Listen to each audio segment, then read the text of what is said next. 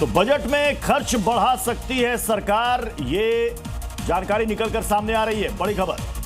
तो अभी की बड़ी खबर दर्शकों को बता दें, इंफ्रास्ट्रक्चर, सड़क और रेलवे पर रहेगा जोर, सरकारी निवेश पर भी जोर रहेगा। पीएसयू और सरकारी प्रोजेक्ट से नौकरी और रोजगार को सपोर्ट मिलेगा।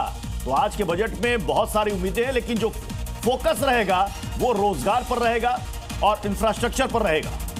तो बजट में खर्च बढ़ा सकती है सरकार, यह भी एक जानकारी निकलकर सामने आ रही है। इंफ्रास्ट्रक्चर, सड़क और रेलवे पर खास तौर पर फोकस रह सकता है।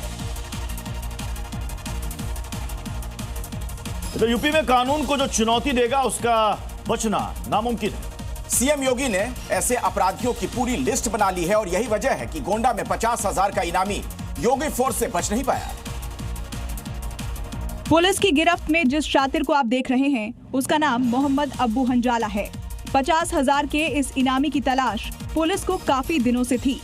गोकशी की वारदात को अंजाम देने के बाद फरार चल रहे इस शातिर को पुलिस ने ढूंढ निकाला। करनैलगंज पुलिस और यूपी एटीएस ने मिलकर इस कुख्यात को गिरफ्तार कर लिया।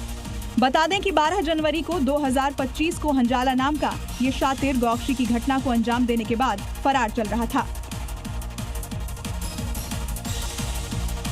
एक तरफ यूपी में अपराधियों का सफाया हो रहा है तो दूसरी तरफ बुलडोजर से अवैध कब्जाधारियों का हिसाब किताब भी किया जा रहा है। श्रावस्ती में अतिक्रमण के खिलाफ बुलडोजर एक्शन देखने को मिला है।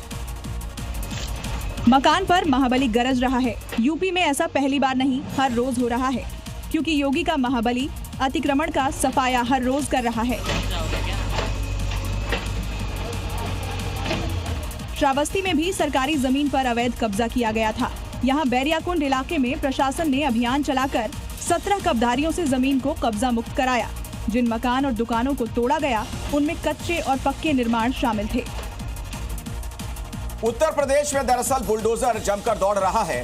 कब्जा चाहे सरकारी जमीन पर हो या फिर सड़क और नाली पर, बुलडोजर सब देख रहा है। जालौन में बुलडोजर एक्शन से हड़कंप मच गया।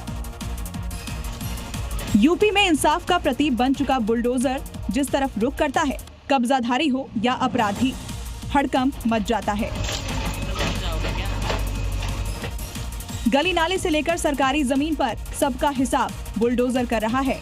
जालौन में भी NHAI की टीम अवैध अतिक्रमण को हटाने के लिए बुलडोजर लेकर पहुंची तो हड़कंप मच गया। यहां नालियों से अतिक्रमण को धराशायी किया गया। होटलों, चाय की दुकान और रेहड़ी के साथ टीन शेडों को हटाया गया।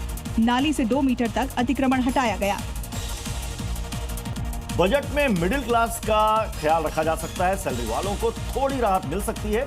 टैक्स में थोड़ी राहत दी जा सकती है। टैक्स स्लैब में थोड़ा बदलाव किया जा सकता है। स्टैंडर्ड डिडक्शन में हल्का सा बदलाव देखने को मिल सकता है।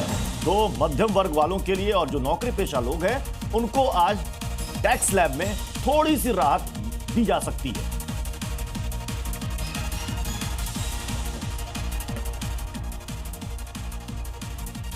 और अब अगली खबर, मौत कब और कहां से आ जाए ये किसी को नहीं पता। गोरखपुर में दुकान के अंदर सो रहे दुकानदार को भी नहीं पता था कि मौत शटर तोड़कर आ जाएगी। गोरखपुर में एक बेकाबू ट्रक दुकानदार का काल बन गया। दुकान का शटर बंद कर सोए। दुकानदार को सुबह का सूरज देखने को नहीं मिला। बालू से लदा बेकाबू ट्रक दुकान में जा घुसा जिससे दुकानदार की मौत हो गई। मामला सिकरीगंज थाना इलाके के बभनपुरा मोड़ का है। ट्रक ड्राइवर मौके से फरार है। बहरहाल दुकानदार की मौत के बाद लोगों में रोष है। पुलिस को आरोपी ड्राइवर की तलाश है। और बलिया से खबर है। बलिया में बड़ा हादसा टल गया। अचानक एक विशालकाय पेड़ टूटकर 2 ई रिक्शा और एक 2 व्हीलर पर गिर गया और इसके बाद घंटों रोड पर जाम लगा रहा। कहते हैं कि कुदरत की लाठी जब मारती है तो बचने का मौका नहीं देती। ऐसा ही यहाँ भी हुआ। बीच रोड पर चलते ई रिक्शा पर एक विशालकाय पेड़ गया। पेड़ की चपेट में 2 ई रिक्शा और एक 2 व्हीलर आ गई। गनीमत ये रही कि हादसे में ई रिक्शा चालक की जान बाल बाल बच गई। कोई जनहानि नहीं हुई। बीच सड़क पर पेड़ गिरने से घंटों तक लंबा जाम लग गया। अगली खबर, जोधपुर की कथावाचक साध्वी प्रेम बाइसा की संदिग्ध मौत एक मिस्ट्री सी बन गई है। एसआईटी जांच कर रही है, लेकिन पिता का कुछ और ही कहना है।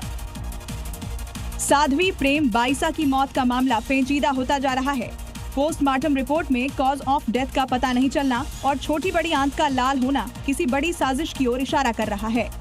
साध्वी के पिता वीरमनाथ की शक की सुई कंपाउंडर देवी सिंह की तरफ घूम रही है। वीरमनाथ ने कहा कि उसने इंजेक्शन लगाने के बाद शीशी जेब में रख ली। परिवार सीबीआई जांच की मांग कर रहा है।